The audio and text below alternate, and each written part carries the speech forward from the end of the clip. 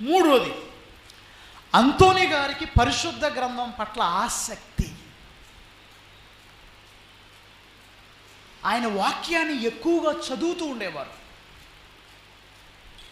ఆయనకి వాక్యం చదువుతుంటుంటే బాలయేసు ఈ యొక్క బైబిల్ మీద ఆయనకి కనపడేవాళ్ళంట.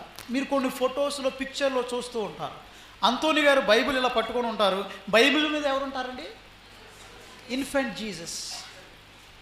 ఈ వాక్యమే దేవుని వాక్యం కదా. కాబట్టి ఆయన ఎంతగా లీనమైపోయాడంటే ఆ వాక్యాన్ని చదువుతుంటే సాక్షాత్తు బాలయేసే అటు ఇటు ఆడుతూ ఉన్నట్లు అంతోని గారికి కనిపించేవారు. ఈ సమయంలో ప్రియులారా, బైబిల్ చదవటం వల్ల చాలా లాభాలు ఉన్నాయి. 1వ కీర్తన ఏం చెప్తుంది?